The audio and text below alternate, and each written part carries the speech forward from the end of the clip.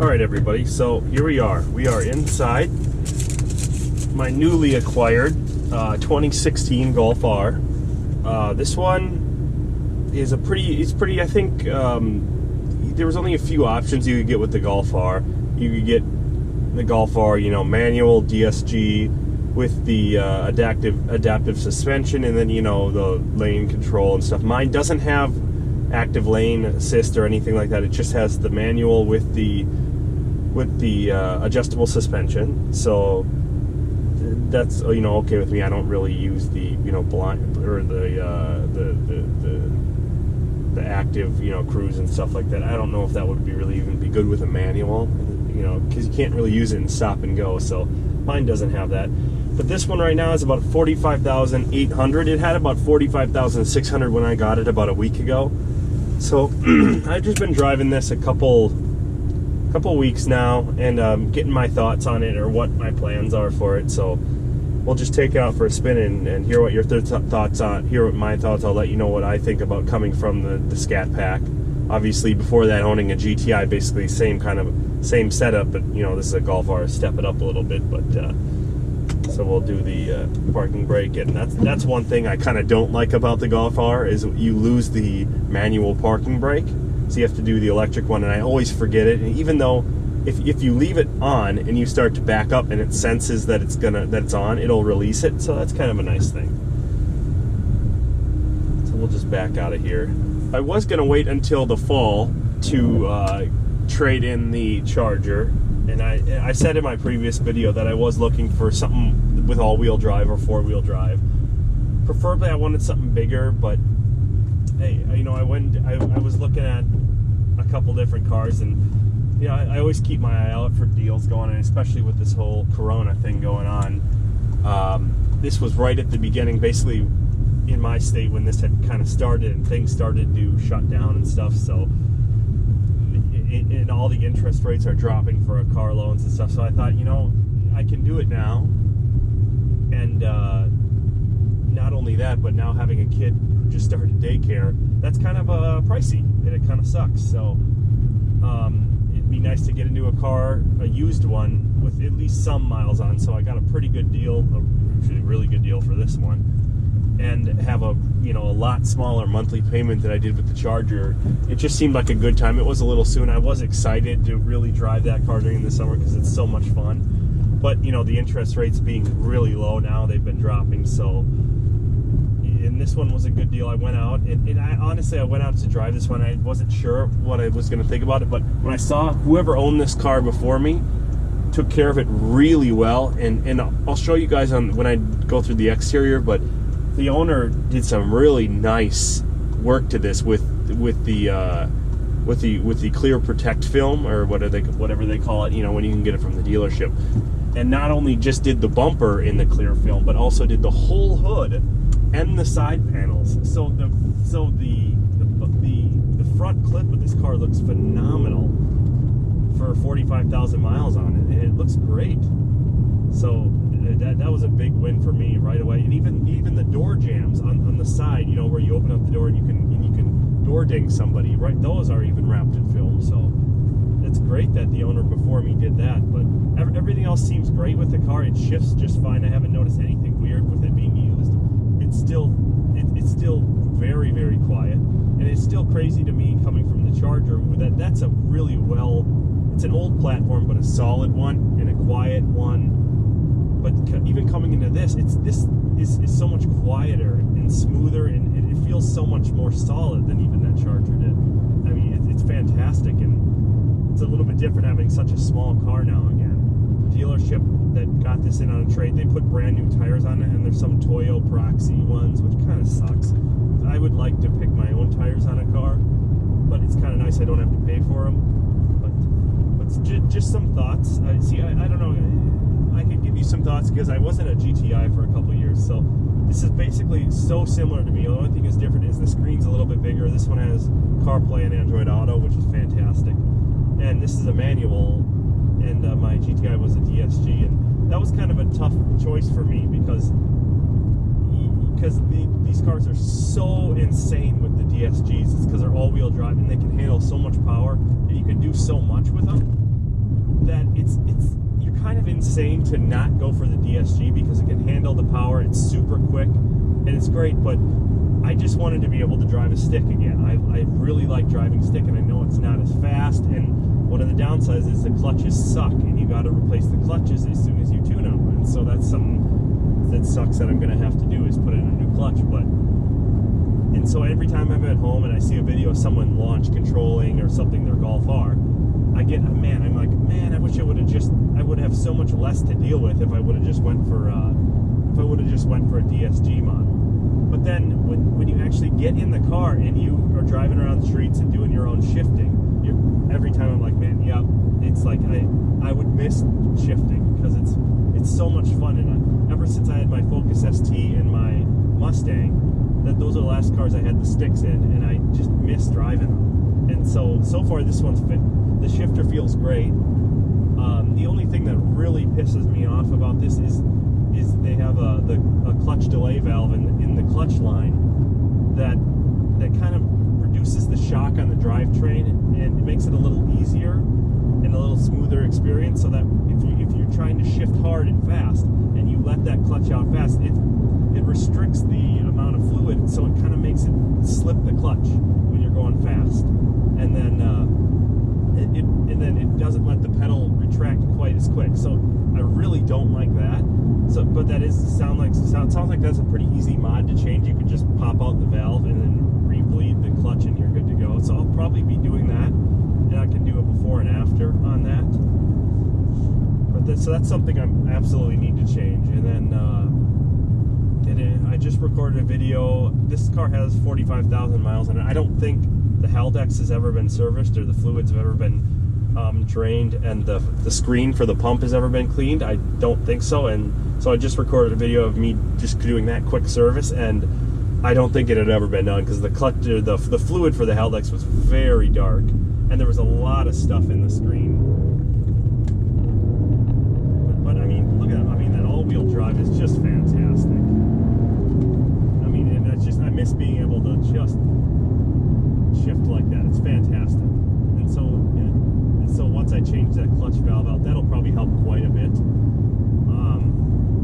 with that kind of clutch delay. Oh, it's such, when you drive it, I'm used to kind of the older kind of shifting cars, and when you clutch it, when you're driving fast and shift it hard, and then you let that clutch out and it goes in the next gear, you go, oh man, like, oh, there goes my clutch. But it's not the clutch, it's just the delay valve easing the clutch in, and it's disgusting to hear. But so that's something I'll look to be doing. And obviously I'm already looking at what clutches to go with, because I want to put a tune on the car. Obviously I want to tune it and maybe get a downpipe and stuff, but the clutch can't hold that kind of power, so I'm already looking at clutches. That part kind of sucks, but it's what comes along with driving a stick in these cars. It just kind of sucks. But other things about the Golf R, it's just really well put together. It's quiet. It's a really great platform. And with all-wheel drive, I'll be able to drive it year-round and shouldn't have any problems with it, which is fantastic. One of the differences with this car than my GTA, obviously, is the adaptive suspension. And if I hit this mode button, and there's a comfort, normal, race, and individual. When I first drove this, I couldn't really feel much of a difference between like normal and race mode. But after a few days of getting used to the ride of the car, there is quite a bit of a difference, and not as much as, say, like people complain about the Focus RS being ridiculous. And this isn't quite to that level, but if you're in normal or comfort and you put it into race, it does, after getting used to it, it is a big difference. The car gets a little bouncier and firmer. And after a few days, I could really notice that. And it is a nice change where it's not too much like a Focus RS is, but it does offer some differences to the suspension and stuff like that. But I mean, just handling and the ability to be able to just put the throttle down no matter what in any kind of a turn, and it pulls you through. It's crazy. It just absolutely feels nuts going around some of these off ramps.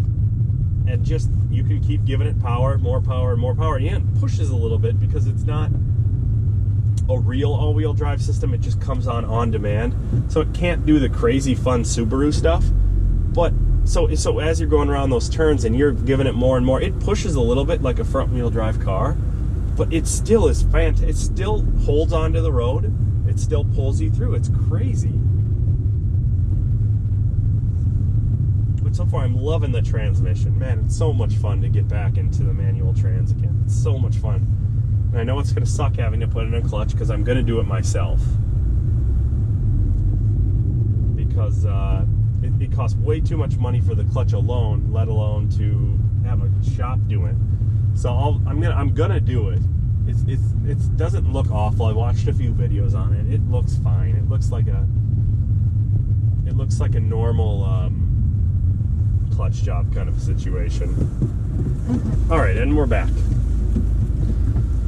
So as I was previously talking about, you know, kind of just what I'm looking into for the Golf R. You know, I'm pretty excited to just have this platform and to be on, you know, all-wheel drive. You know, it's fantastic for everything. It's really nice to have that active suspension. I didn't feel it at first, but now I do. But right after coming from the Charger, of course, coming right from that into this obviously didn't feel very fast.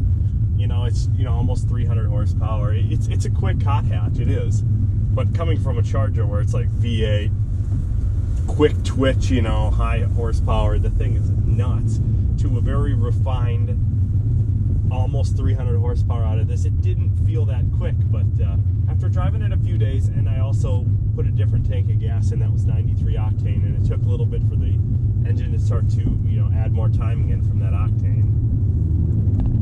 It does feel, it's pretty peppy. I mean, it's not bad at all. It's a great power, but you can tell it really needs a tune because it's, I mean, maybe they tune it to be this way on purpose, but it's just so smooth. It's almost like boring on how smooth it is. So I think it just needs a tune to really develop that quick into boost, you know, a lot of power. And apparently a tune really does that. So I will be getting a tune on it. I'm kind of looking through different tuners now. There's a whole bunch for the Golf R community. There's a bunch. But if anybody's ever watched my other videos, I've previously had Eurodyne on my Mark 7 GTI. And I loved that. I mean, they were great. They had great tunes. They made a lot of power. The sucky thing is at that time they were just coming out with the access port. So I had to use my computer to flash from home. You know, it kind of sucked, but I didn't change tunes that often, so it wasn't that big a deal. So this time around, I'm going to be definitely going with one of the tuners that uses an access port. Because with my Focus ST, I loved that, just having it in the glove box and being able to switch around tunes wherever I am. And that's fantastic. And when you already have that access port, there's these tuners that you can pay, and then they'll make a custom tune just for you after you kind of get your mod sorted out on what you're pretty sure you're going to be driving around with. You can just send them some logs, and they'll figure out the tune for you. See, now you'll see when I shift here. See how it... Oh, I hate that. I cannot stand that. And I don't know if they do that just for the smoothness of the car, or just to retain reliability between the drivetrain components, because, you know, that does put shock on the car when you're shifting that fast. But it's a I mean, it's an R, so it's a performance, their highest performance Golf. It just kind of sucks when it legs down like that. So that's definitely going to be something I'm going to be doing, is taking out that valve. So I mean, it's an easy mod to do, and it's supposed to help. From what I've seen on the forums, it helps people a lot with that laziness and shifting that I don't really like. That here, we'll put it in a race now and see if we can see. Already, see right now I can tell it's a lot bumpier. I don't know if you can pick it up on camera, but it's just a lot twitchier, the suspension is, if I'm in a race.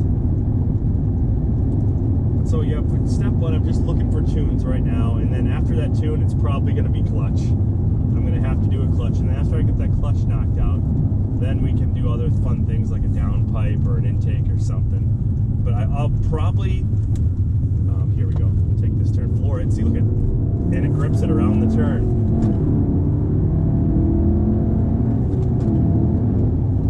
Oh, see there, yep, there's a clutch already slipped. That's why you gotta be, see, I'm on the stock power and the clutch is already slipping. That's not a good thing. But yeah, that clutch valve is gonna have to be something very, very quick. because it just sucks having, you know, making slip that clutch when you're trying to performance drive. So that's something I'm going to be looking to do. And yeah, but so far it's just a great daily driver car, because you get something quiet and smooth, and you know, gets, I don't know what kind of mileage it would be. Probably not great because I've been ripping it kind of hard. 21 and a half. So it's, you know, it'll probably get better once I settle down with the car, but I've been ripping it kind of hard. So 21 miles per gallon, whatever. But the first thing jumping into this from the Charger Scat Pack was the seats right away. How much I miss the GTI seats, because the Golf R is the same seats beside the Autobahn with the leather, so same thing. And man, I miss the seats. Just hug you so well in this car. And that's really great. And then the steering wheel's fantastic. I miss having a steering wheel heater. That part was awesome, but whatever. What are you gonna do?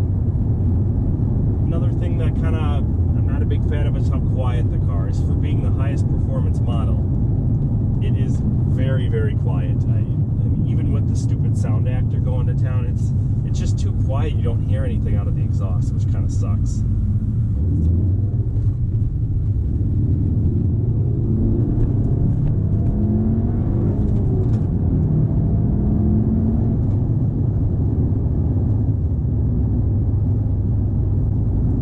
Yeah, and I am surprised. I did get, when I brought this car home, it's got 45,000 miles on it, so it's got some miles, so I kind of wanted to poke around and see if anything had been done. Everything looks, you know, looks stock. It looks like whoever had this did have an OBD11 and changed a few of the things around in the OBD11, I think. But that looks to be the only thing. The first thing I did was crawl under the car and just check to see if I could see if the transmission's been dropped for a clutch. Because it's got 45,000 on it. And if you're at stock power and are very careful, you could probably make it last this long, and it's fine. But even there's people burning up these clutches even on stock power, which kind of sucks. So I just wanted to see if it had ever been done before. And this one didn't look like it had ever been separated. Everything looked completely the same color. There wasn't any weird marks or dirt or anything. So it's probably still on the factory clutch, which means it's probably going to be toast pretty quick. So that's what kind of sucks about getting this fun car and wanting to put power into it. It's just what you got to deal with if you go with the manual, and you want to have fun with a manual. With these cars, you got to put a clutch in, and that's what kind of sucks. Yeah, so coming up then, you know, I'm going to definitely keep you updated on what I'm going to do. Today I'm probably going to just do the same kind of modifications to the airbox that I did with my GTI, with drilling out those holes in the intake like I did. I'll probably do that and throw just a K&N filter in there or something, because they've been proven to increase the airflow over stock quite a bit. Just those two mods, the drop-in and the other thing. So I'll probably do that today then, just to have the intake kind of taken care of. And then I'll keep you keen as to, you know, what I'm going to be doing. And I'll probably be a clutch first, obviously. Or maybe I'll try to throw a tune on it, like a stage 1. And just to see if the clutch has any chance of holding it, which it probably won't. But that's probably what I'll do next. And so, you know, that's it. That's where I'm at now. But I'll keep you in the loop on the updates as they roll in, as I take care of things.